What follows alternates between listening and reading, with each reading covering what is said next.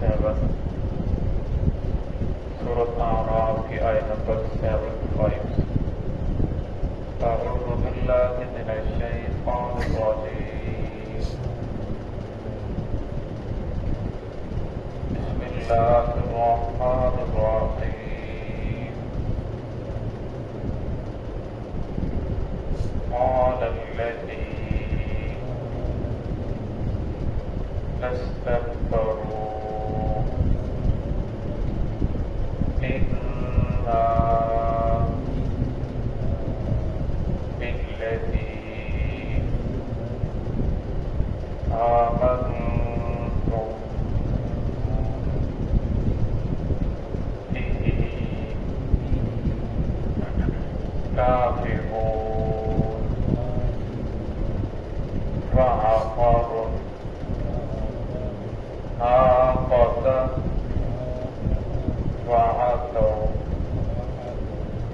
كافرون فعقروا ناقة وعتوا عن أمر ربهم وقالوا يا صالح ائتنا بما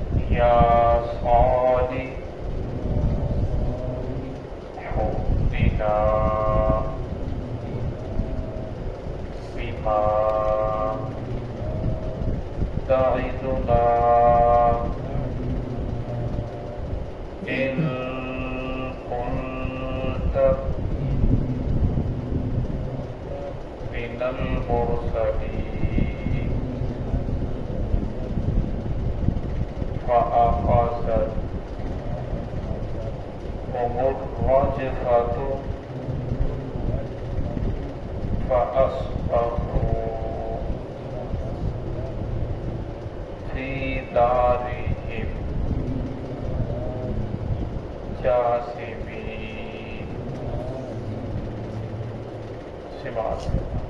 بسم اللہ الرحمن الرحیم. قال الذين استكبروا إنا بالذي آمنتم به كافرون فعقروا الناقة وعتوا عن أمر ربهم وقالوا يا صالح ائتنا بما تعدنا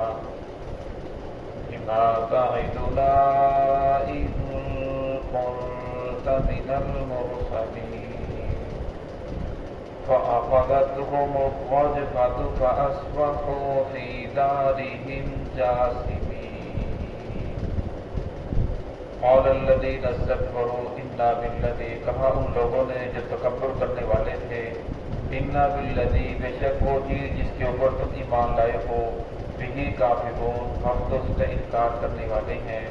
فعقروا الناقة اور انہوں نے اونٹنی کی پونچیں ٹانگیں کاٹ ڈالی. وعتوا عن امر ربهم اور انہوں نے اپنے رب کے امر کی حکم کی نافرمانی کی.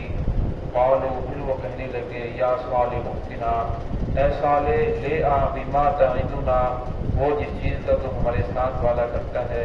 ان كنت من المرسلین اگر تو رسولوں میں سے ہے. فأخذتهم الرجفة پھر انہیں پکڑا ایک چنگاڑ نے چیخ نے زلزلے نے. فأصبحوا في دارهم جاثمين بس وہ ہو گئے اپنے گھروں میں اونڈے بل اونڈے منہ گرے پکڑے ہوئے. گزشتہ آیات کے اندر صالح علیہ السلام کا تذکرہ چل رہا تھا. صالح علیہ السلام نے قوم کو سمجھایا, انہوں نے منہ مانگا, معجزہ مانگا, اگر پہاڑ پھٹے جس سے اونٹ نکلے آتے ہی بچے کو جنم دے ہم بات کو مان لیں گے. تو اللہ رب العزت نے ان کا منہ مانگا معجزہ پورا فرمایا. اللہ رب بڑے غفور و رحیم ہے. انسان جتنا سوچتا ہے اس کی سوچ سے بھی اللہ رب العزت بندے کے ساتھ بہت زیادہ رحم کرنے والے ہیں. اللہ رب العزت نے پھر بھی لوگوں کے اوپر رحم فرمایا. منہ مانگا معجزہ بھی دیا, پہاڑ پھٹا, بہت بڑی بڑے جسے والی اونٹ نکلی, آتے اس نے بچے کو جنم دیا. لیکن ساتھ ہی اللہ رب العزت نے ان کے اوپر پھر ایک آزمائش بھی ڈال دی کہ اب یہ اللہ رب العزت کی اونٹنی ہے, اس کو تم نے کچھ کہنا نہیں. ہاں دیکھیے نا تقبا یہ اللہ کی اونٹنی ہے, یہ نشانی ہے, اس کو تکلیف نہیں پہنچانی, اس کو برائی کے ساتھ نہیں چھونا.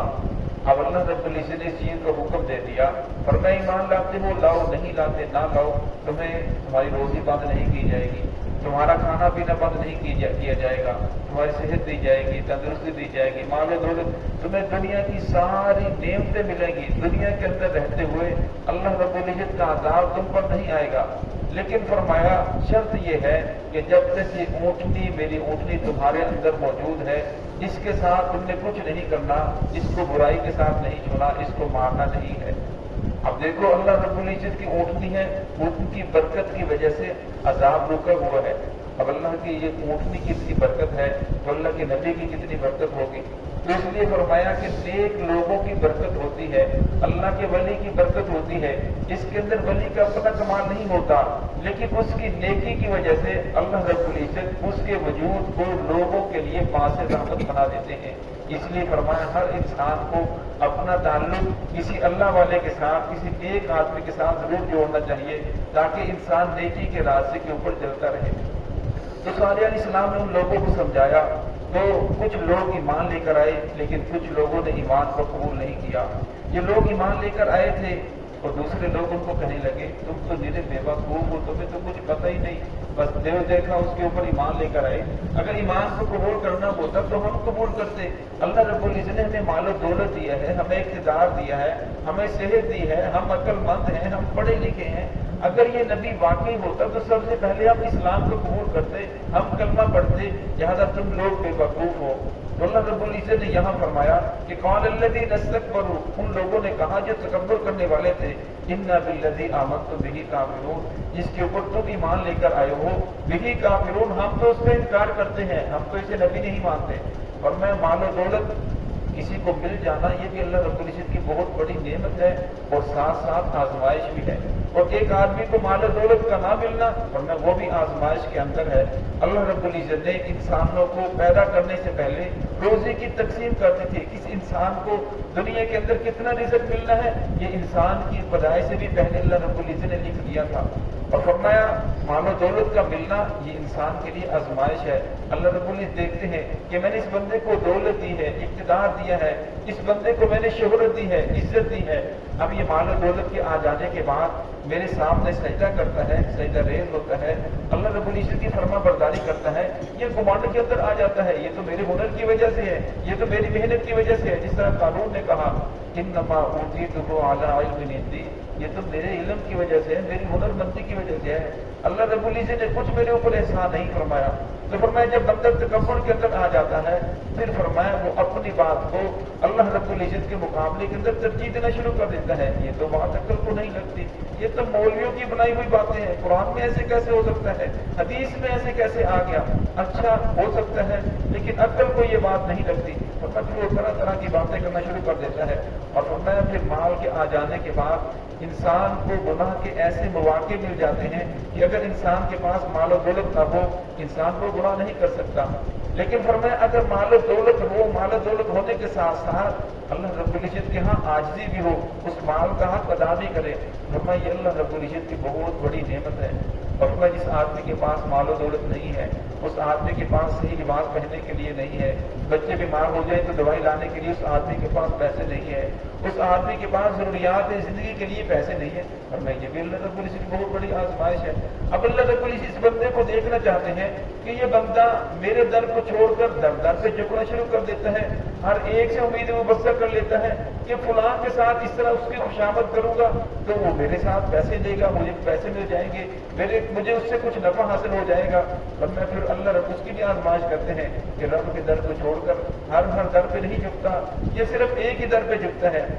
और मैं अगर बंदा सब्र करता है, अल्लाह रब्बुल इज्जत के दर को नहीं छोड़ता, उम्मीद अल्लाह के साथ ही मुबस्सर रखता है। कुरान पाक की आयत है तिलकल अय्यामु दाविलुहा बैनन नास, अल्लाह रब्बुल इज्जत बंदों के दरमियान दिनों को तब्दील करते रहते हैं।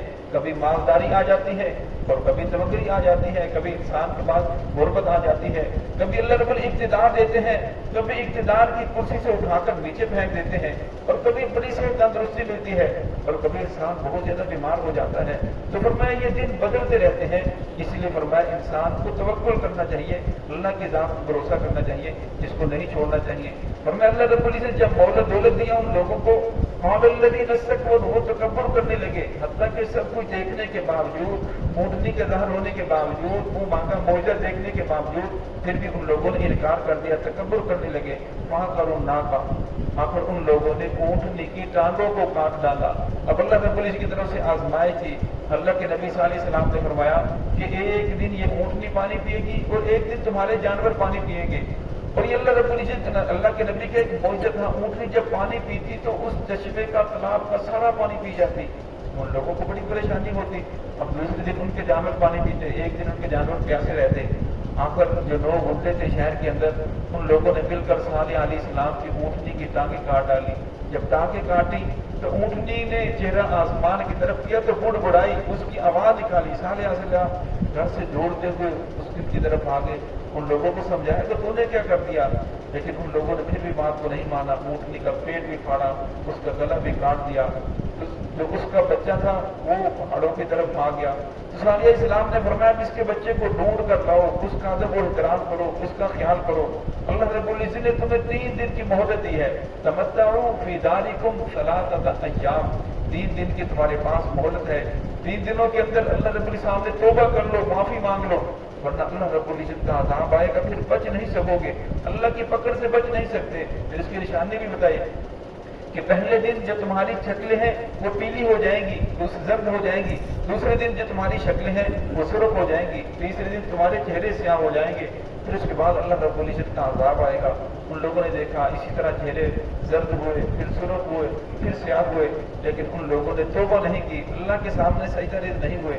और अल्लाह रब्बुल आखिर शाह फरमाते हैं, और आगे से वो कहने लगे मालू या सालिह हुक्तिना बिमा तईदुना, ऐ सालिह जिस चीज का तुम्हारे साथ वादा करता है वो ले आ। इन कुंत मिनल मुरसलीन, अगर तो वाकई अल्लाह रब्बुल इज़्ज़त का रसूल है तो कहता है कौम आद के ऊपर ये अज़ाब आया, नूह अलैहिस्सलाम के ऊपर ये अज़ाब आया, अगर तुम नाफरमानी करोगे तो तुम पर भी अज़ाब आ जाएगा, तो अज़ाब ले आ, हम उससे डरते नहीं है। तो फिर अल्लाह रब्बुल अल्लाह रब्बुल इज़्ज़त ने जिब्रील अलैहिस्सलाम को भेजा। जिब्रील अलैहिस्सलाम ने सिर्फ एक आवाज निकाली, डरोनी आवाज निकाली, जिससे जलजला पैदा हुआ। उन तमाम के तमाम लोगों के जिगर फट गए और तमाम के तमाम लोग अपने घरों के अंदर फअस्बहू फी दारिहिम जासिमीन, ऊंधे मुंह पड़े हुए थे। फरमाया जब कोई भी कौम अल्लाह रब्बुल इज़्ज़त से टक्कर लेती है, अल्लाह रब्बुल इज़्ज़त फरमाया उसे दुनिया में भी तबाह बर्बाद फरमाते हैं और आखिर में तबाह बर्बाद फरमाते हैं। लेकिन फरमाया बाद मरतबा अल्लाह रब्बुल इज़्ज़त बंदे को दुनिया के अंदर मोहलत देते रहते हैं कि ये बंदा शायद मेरे दरबार पे आ जाए, शायद सीधा हो जाए, शायद सीधा हो जाए। उसको सेहत भी देते हैं, माल दौलत भी मिलता है, इक़्तिदार भी मिलता है, दुनिया की सारी नेमतें देते रहते हैं। मैं मेरे बंदे आखिर एक दिन तूने इन सारी चीजों को छोड़कर मेरे पास आना है, और उसके लिए तो क्या तैयारी कर रखा है, कर रहा है, और उसके बारे में कितनी फिक्र है। और मैं जब तू मेरे पास आएगा उस वक्त तुझे पता चल जाएगा। दुआ करो रब्बुल इज़्ज़त हम सबको दुनिया में रहते हुए आखिरत की तैयारी करने की तौफीक अता फरमाए।